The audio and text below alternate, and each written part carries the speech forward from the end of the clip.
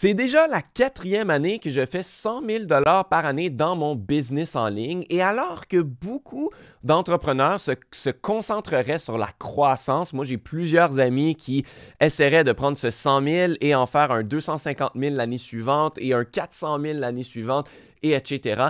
Moi, j'ai fait tout le contraire. Dans ces 4 dernières années, mes profits ont toujours oscillé entre 120 000 et 140 000 et je n'ai jamais activement essayé d'en générer plus parce que j'ai tenté d'optimiser autre chose que l'argent dans mon business, c'est-à-dire le plaisir et le temps. La réalité, c'est que même si je pouvais stratégiser pour faire de plus en plus d'argent, je suis conscient que le bénéfice de faire plus d'argent que ça apporterait à ma vie serait minime. Tu peux aller voir une vidéo que j'ai faite l'an passé qui s'appelle « Combien d'argent faut-il faire pour être heureux? » C'est une discussion qui est très importante et très intéressante aussi. Je vais aborder quelques points dans cette vidéo aussi, mais tu pourras aller la voir, je ne sais plus c'est quel côté, sur la carte en haut. Donc, je me suis concentré premièrement sur le temps au lieu de l'argent.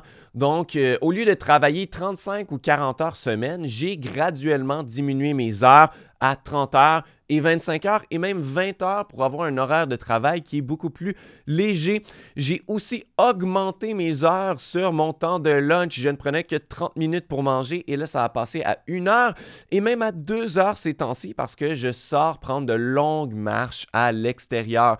Je prenais aussi déjà des congés de quelques semaines pour pouvoir partir en tournée avec mon groupe de musique puisque je suis musicien et j'ai commencé à prendre plus de semaines de congés seulement pour moi et non pas pour mon travail pour partir avec mon groupe. Et j'ai aussi optimisé pour le plaisir, donc j'ai éliminé toutes les tâches qui ne me plaisaient pas comme faire des YouTube Shorts ou publier sur les réseaux sociaux parce que je me suis rendu compte que ça ne m'amenait pas directement des profits. J'ai aussi rendu mon mail beaucoup plus difficile à trouver pour recevoir moins de questions ou de sollicitations et j'ai même démarré une 2e chaîne, celle-ci Enseigne ta passion, pour faire ce qui me plaît, pour discuter d'une autre de mes passions. Donc pour moi, ça ne me prend pas d'effort de discuter de business en ligne parce que j'adore en parler, je pourrais le faire toute la journée. Et je n'ai même jamais, après 3 ans d'avoir démarré cette chaîne, je n'ai jamais créé de formation en ligne ou vendu de produits encore parce que je le fais pour le plaisir.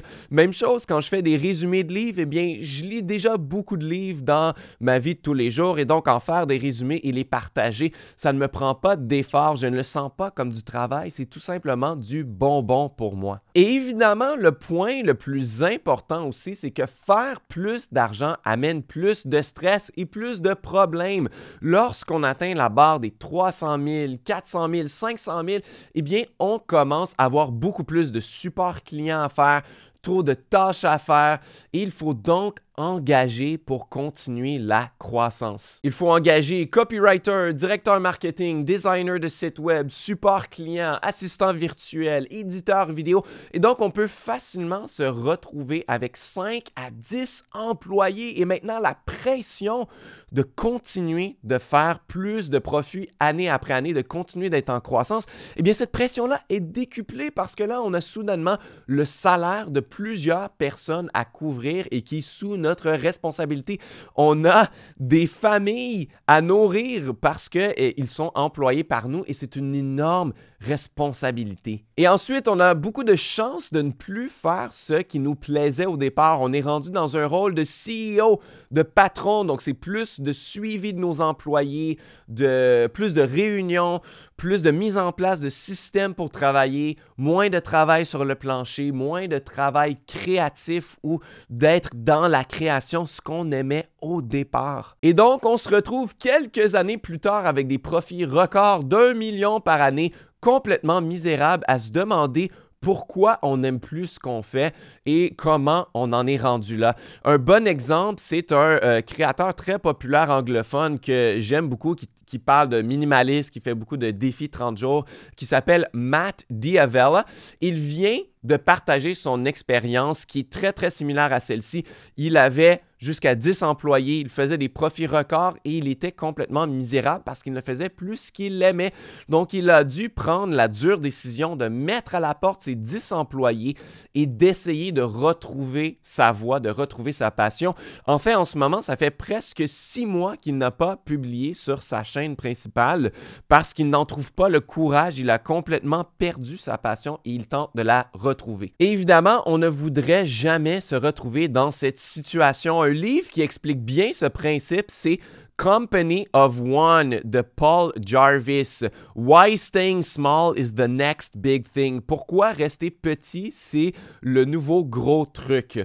Je pense pas que j'en ai déjà fait un résumé sur ma chaîne. Donc, si ça t'intéresse de savoir comment est-ce qu'on peut créer un business en ligne qui est avec un seul employé, donc nous-mêmes, jamais de besoin de croissance et d'engager plus de gens, eh bien, ça pourrait me faire plaisir d'en faire un résumé. Dis-le-moi dans les commentaires si tu aimerais le voir. Et donc, quand je vois des exemples comme Matt D'Avella, eh bien, je me trouve chanceux d'avoir le lifestyle que je désire. C'est certain que je ne fais pas plus de 100 000 par année, mais je reçois peu de mails ou j'en reçois assez pour pouvoir les gérer moi-même.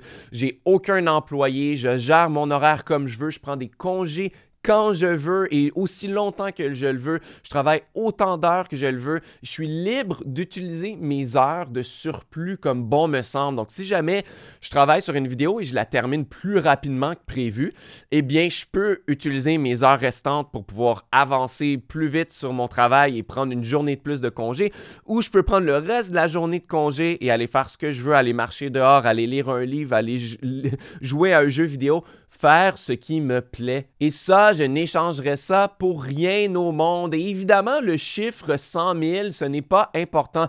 Probablement que si c'était 70 000 ou 80 000, je pourrais aussi bien en vivre. Et si jamais j'arrivais à faire 300 000 ou 350 000 sans devoir travailler plus, sans devoir engager des employés, sans rajouter du stress de plus, eh bien, tant mieux pour moi. Je pourrais redonner plus, je pourrais en profiter plus, peut-être payer ma maison et mon hypothèque plus rapidement, mais jamais je ne le ferai au profit de mon style de vie, au profit du plaisir que j'ai à faire ce que je fais, au profit de mes heures de travail et du temps que j'y investis. Et évidemment, ça ne veut pas dire que je n'engagerai jamais. Si jamais j'ai des contracteurs à temps partiel, disons un éditeur vidéo ou un assistant virtuel qui ferait un peu de support client et qui organiserait un peu ma boîte mail pour que j'y passe moins de temps.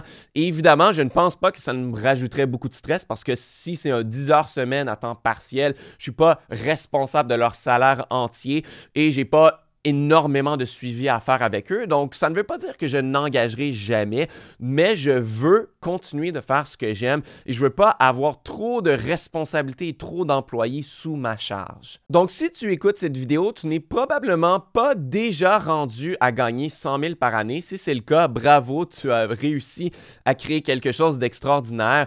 Mais je peux te dire que si tu n'es pas encore rendu là, un jour, tu le seras.